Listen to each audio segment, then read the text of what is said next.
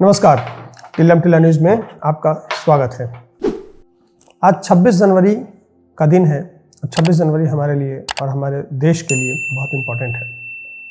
वो इसलिए कि आज ही के दिन हमारा देश गणतंत्र हुआ 1950 में और हमारे देश को एक संविधान मिला। संविधान हमारा लीगल बुक है जिससे कि हमारे सरकार और हमारा देश चलता है। उसमें कुछ हमारे फंडामेंटल राइट्स हैं, कुछ हमारी फंडामेंटल ड्यूटीज़ हैं।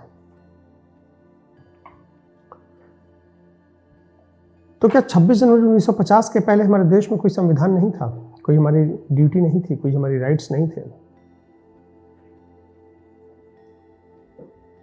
तो 26 जनवरी 1950 के पहले जब देश हमारा आज़ाद हुआ था तो यूनाइटेड किंगडम के पार्लियामेंट में जो इंडियन इंडिपेंडेंस एक्ट 1947 बना, चैप्टर 30, उसमें ये साफ तौर पर लिखित था कि इस देश को कॉन्स्टिट्यूशनल मोनार्की के रूप में बनाया जाता है और इस देश के स्टेट ऑफ हेड जॉर्ज 6 होंगे, जो तत्कालीन यूनाइटेड किंगडम और कॉमनवेल्थ देशों के राजा हुआ करते थे। और एलिजाबेथ जो क्वीन थी उनके पिताजी थे और उनके सेकंड कजन माउंटबेटन को गवर्नर जनरल बनाया गया था।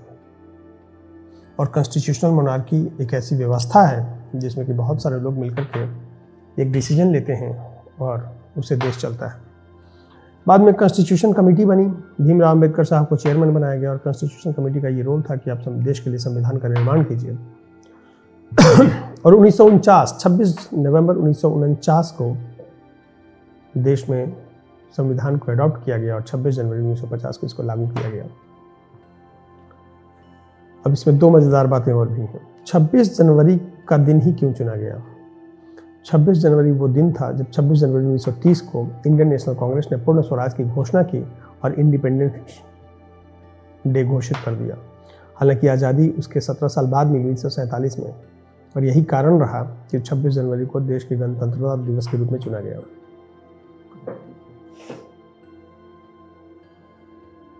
दूसरा ये कि 26 जनवरी के एक दिन पहले अपने फाइनल स्पीच में भीमराव अंबेडकर साहब 26 नवंबर को अडॉप्ट किया गया 1949 को।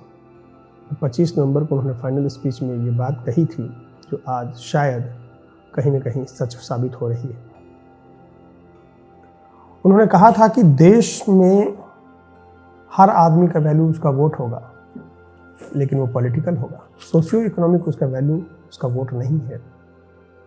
और अगर उसका उत्थान उस तरीके से नहीं हुआ जैसे बाकी लोगों का हुआ, तो शायद वो लोग उन दीवारों को गिरा देंगे जिस दीवारों के बीच में ये संविधान की किताबें और उसको मानने वाले और उसको मनवाने वाले बैठे होते हैं।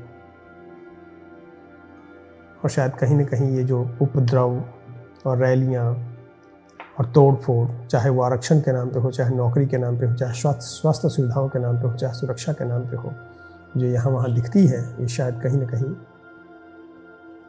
उन्हीं बातों के कारण या उन्हीं कमियों के कारण उपजी हुई चीज़ें हैं। 26 जनवरी सिर्फ हिंदुस्तान के लिए नहीं, पूरी दुनिया के लिए बहुत महत्वपूर्ण दिन रहा है।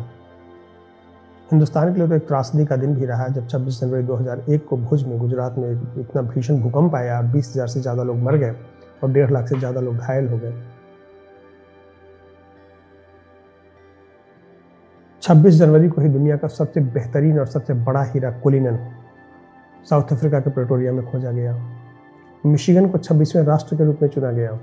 और सबसे महत्वपूर्ण और इंटरेस्टिंग बात ये कि 26 जनवरी 1926 को जॉन एल बेयर्ड ने टीवी का डेमोन्स्ट्रेशन किया, जिस पे आज हम ये समाचार और सारे चीज़ें जो देखते हैं।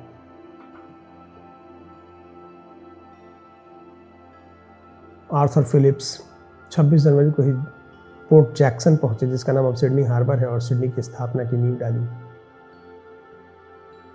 जेम्स ब्रेमर, जिनको हांगकांग का पोजीशन दिया गया 26 जनवरी को 1841 में, और आज उस जगह को पोजीशन पॉइंट के नाम से जानते हैं। बिल क्लिंटन, मोनिका लेविंस्की का कांड भी 26 जनवरी को खुलासा हुआ था।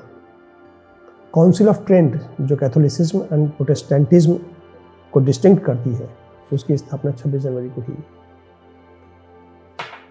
बहुत सारी ऐसी चीज़ें जो 26 जनवरी को हुई हैं। एक और अहम बात जो मैं आप लोगों के साथ शेयर करना चाहता हूँ वो ये कि हम लोग 26 जनवरी गणतंत्रता दिवस को मनाते हैं, 15 अगस्त स्वतंत्रता दिवस को मनाते हैं, खुशी जाहिर करते हैं, अपने ऊपर प्राउड फील करते हैं, गर्व महसूस करते हैं अपनी उपलब्धियों पे, अपनी चीज़ों पर। लेकिन एक अहम चीज़ जो झंडा फहराने में हम लोगों को बड़ी सावधानी से रखना चाहिए, शायद उसको नहीं कर पाते हैं। 26 जनवरी और 15 अगस्त को झंडा फहराने में एक मूलभूत फ़र्क है।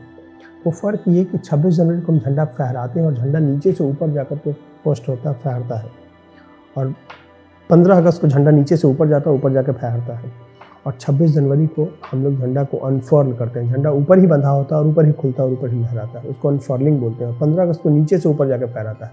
तो ये जो बेसिक डिफरेंस है, शायद हम इसका कहीं ना कहीं ख्याल नहीं रखते झंडा फहराने में, और ये सभी के साथ है, चाहे वो स्कूल, कॉलेज, छोटे संगठन हो या सोसाइटीज़ हो, हर जगह इन चीज़ों को देखा गया है।